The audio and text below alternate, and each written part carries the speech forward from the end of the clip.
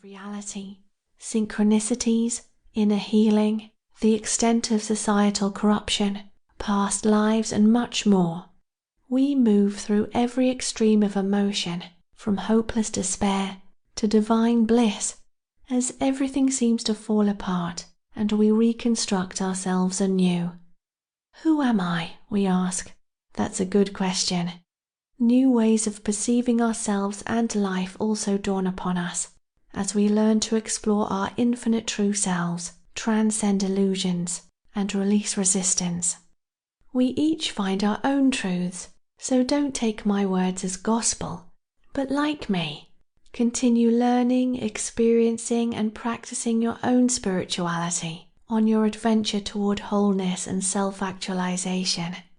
The initial acutely transformative stages do pass and reveal that awakening is a never-ending process.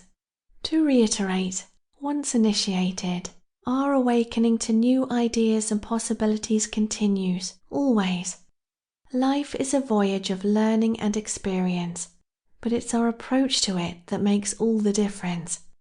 As a child, I felt like something was off, that there was a hidden truth behind the concept of reality that was being sold to me, something that I couldn't see, touch, or learn about at school. At the age of 9, I was fascinated when my mother asked an earthbound spirit, George, to leave our new home. He was upsetting my sister and me. Mum was neither spiritual nor religious, but did occasionally sense spirit. A drawer had slammed shut on its own in my room, and objects would disappear then reappear in unusual places. My older sister had similar experiences with George. While she tried to sleep, the lid of a ceramic pot would turn around on its base, making a squeaking, grinding noise. We were both fed up and frightened. George, the previous owner of the property, had passed away just weeks before we moved in, so Mum stood in the hall and read out George's widow's new address, assuming that he couldn't find her.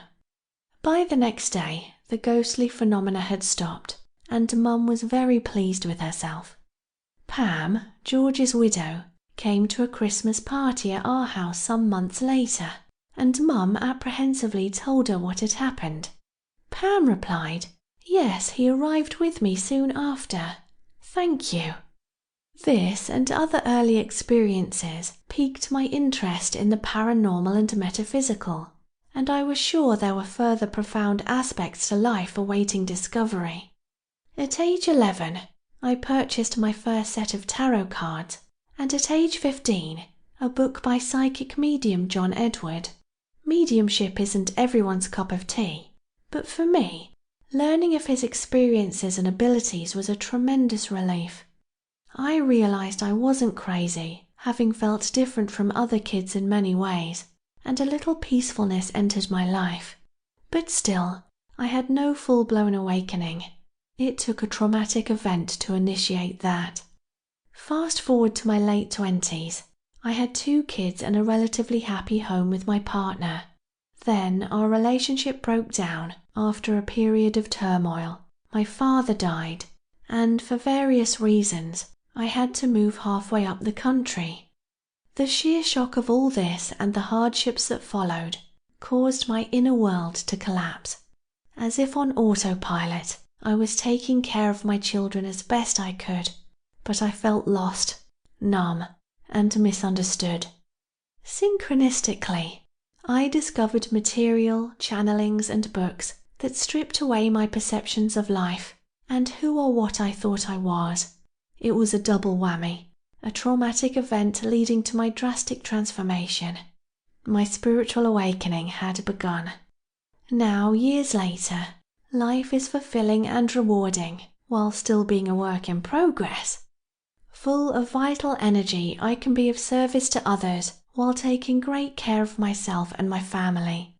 Your awakening path will likely show you shadowy aspects of your subconscious mind on the way to emotional wholeness and self-realization.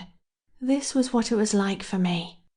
You can move through awakening into fulfillment and abundance with powerful realizations and practices.